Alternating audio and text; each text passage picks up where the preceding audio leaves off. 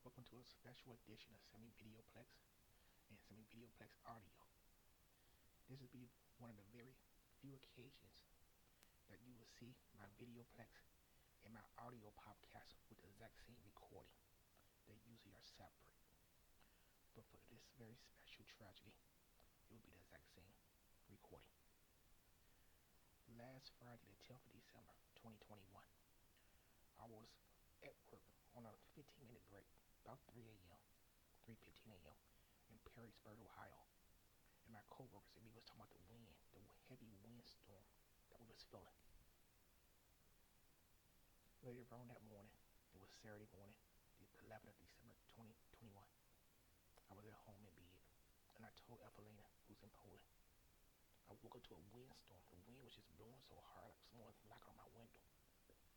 And then I woke up to a windstorm, but I didn't think none of it. Later on that day, the 11th of December, 2021, when I was up from bed, I heard that there was a tornado in Kentucky. So I sent Evelina a text telling her that how wind was coming from a tornado in the state of Kentucky, the next state south of me from Ohio, where I am at.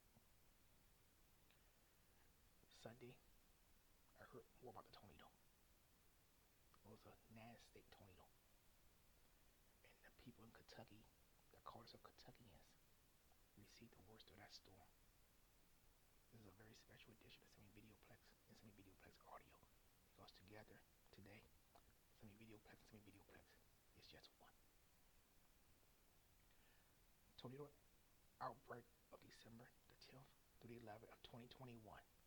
A deadly late season tornado outbreak produced catastrophic damage in numerous facilities across portions of southern United States and Ohio Valley.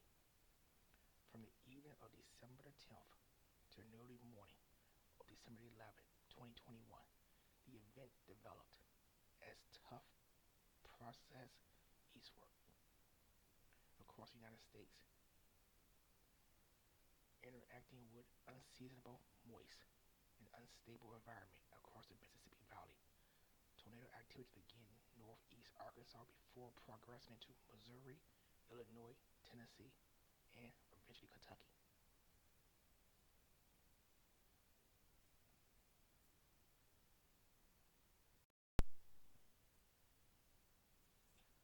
The record-breaking tornado that swept the United States by the numbers. As rescue teams and volunteers combed through debris across the United States this past weekend, looking for survivors, the unpredictable scale of devastation left behind by the storm began to come into focus. Homes and businesses had been torn from their foundation. Two warehouses had collapsed, trapping and killing employees. Hundreds of thousands of Americans was left without power in mid-December, facing Kentucky and Tennessee to open shelters where people could warm themselves. In the hardest hit Kentucky, where multiple tornadoes touched down Friday night and into Saturday morning, the governor of Kentucky said Monday that 74 deaths has been confirmed as of Monday. Thousands of homes are damaged, if not entirely destroyed, said the governor of Kentucky. And it may be weeks before we have finally had the final counts on both deaths and level of destruction. From a meteorologist's perspective, the storm will also stand for what is timing, duration, and strength for decades to come. Meteorologists will focus on a particular large supercell or rotating thunderstorm which spurred the tornado of series of twisters that caused the majority of the destruction, leading researchers to investigate if such events will happen more often in a warmer world. Both the human and economic costs of this 200-mile-long extreme weather event are still being tabulated. Here's a look at the numbers, devastation by the numbers. 9 states impacted by the outbreak of tornadoes. The National Weather Service received tornadoes reports from 9 states, but most destruction was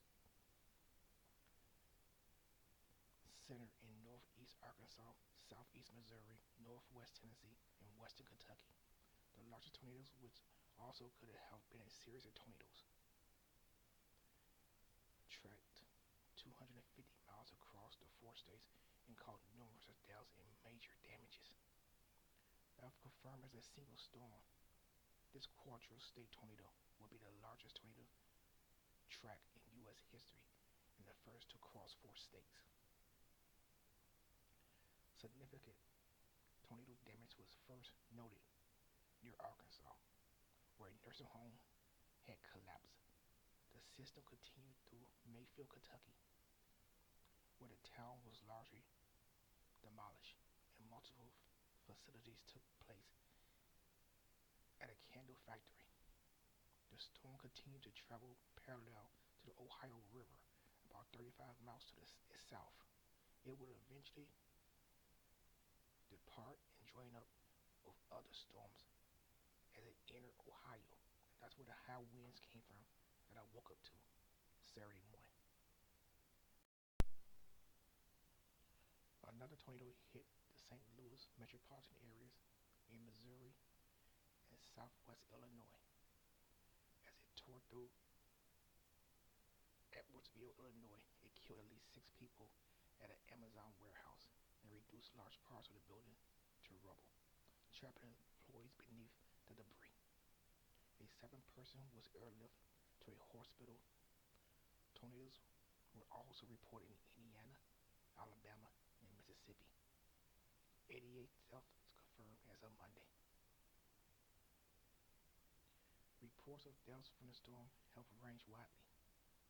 After initially estimating as many as 100 people was likely killed in Kentucky, the governor of Kentucky said. That state officially have confirmed 74 deaths. Of those, 20 deaths have been confirmed in grave counties, where some of the worst damage was inflicted on the city of Mayfield. Several other counties reported deaths from tornadoes, the governor of Kentucky said in a statement to the press, with victims ranging from 5 months to 86 years old.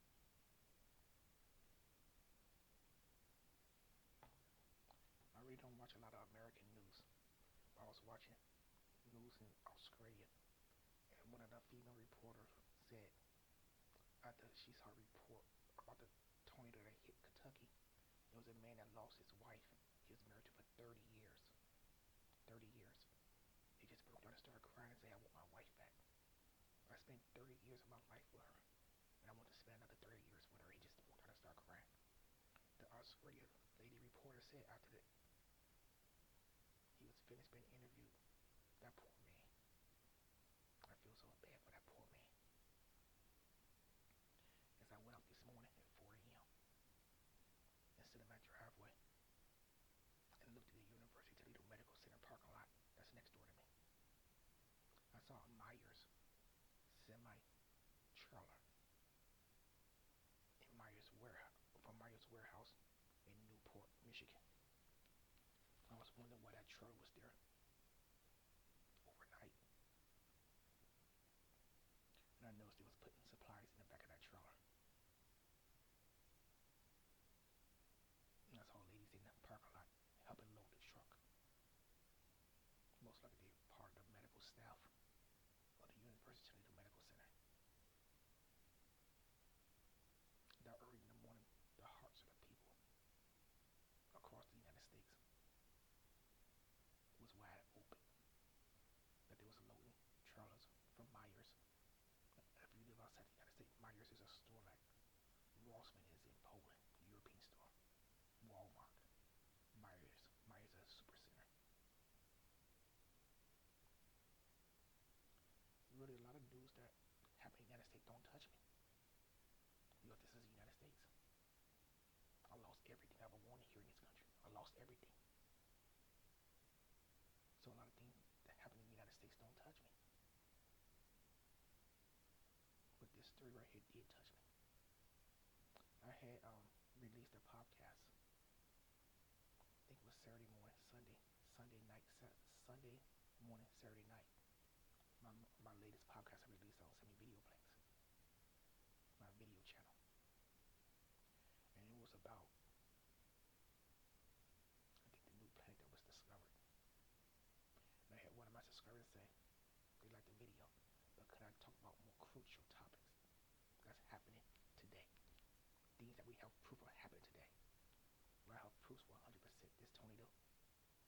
9 states that devastated families right before the Christmas holiday, the largest holiday in the whole world. I have crucial evidence that this event did take place. You asked me to talk about some more crucial topics. This is more crucial topics I can talk about because it's all over the news, all over the world. I was watching DW News, based in Germany, beautiful country of Germany. My employer is a German-owned company, based here in the United States, but the Germans own the company. The corporate office is in Germany. And I have nothing but good things to say about them because, see, I get to work for a European country. I get to work for a European company and still be here in the United States. I'm watching DW News, and they was talking about the tornado, the storm that crushed America. I also listened to the BBC on my Sirius FM as I drove my Nissan Juke on my Chrysler 300C. The BBC was talking about this storm, and then they talk about Vladimir Putin. This storm was more important than what Vladimir Putin has done in Russia. The whole world is talking about what happened. So that is a very crucial topic right there. Because like I said, this is just one podcast on Semi Videoplex and Semi Videoplex Audio. And today we're going to share podcast and podcast, as Videoplex and Videoplex Audio is one.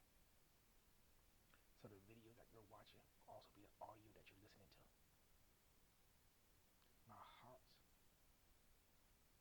of my family members and all my subscribers from Semi Videoplex and the Videoplex family, my immediate families, goes out to everyone that was affected by this storm. They said it was unusual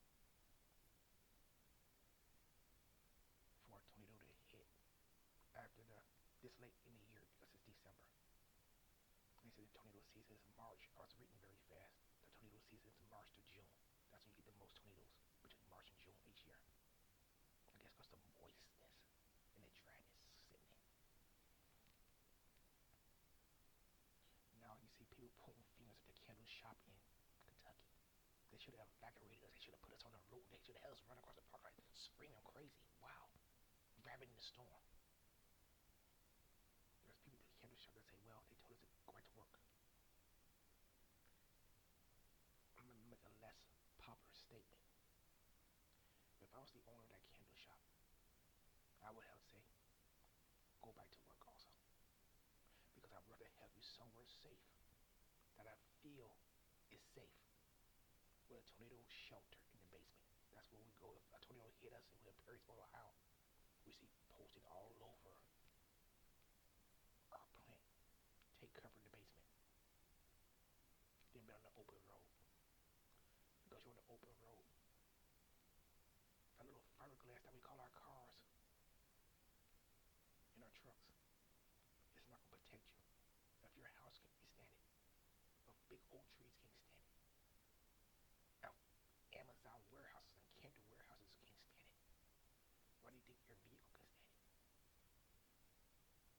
Now, fingers been pointing saying what's working, and our employers told us to keep back to work. They want these orders out by Christmas. Fingers been pointed now, but then again, when events like this happen, fingers are always being pointed.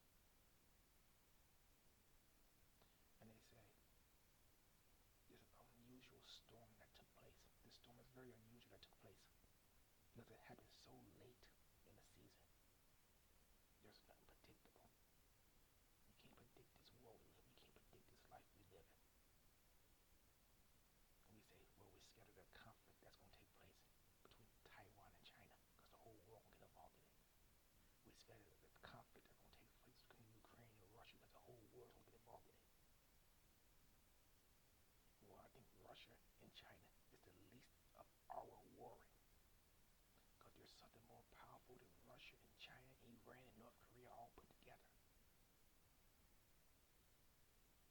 They call it life. They call it Mother Nature. And some people call it climate change. Russia can beat you so bad that they feel so sorry for you they stop fighting. China can beat you so bad that they feel sorry for you they stop fighting. But once a tornado or a twister hits you, there's no pity. stop it until that storm run out of wind and hit the water. Countries will fight until they get tired of just pummeling you. They'll stop after a while. Thing is, what I'm saying is, how do you stop a storm? How do you stop nature? How do you stop a tornado? I pray for everyone in the United States that was affected. My heart goes out to you. It really does. Because this will be the worst Christmas of each one of your lives. And Christmas is the last thing on your mind. And I'm just like that Australia lady reporter that said, and she saw that man do that interview about his wife. He wanted his wife back and started crying. That poor man.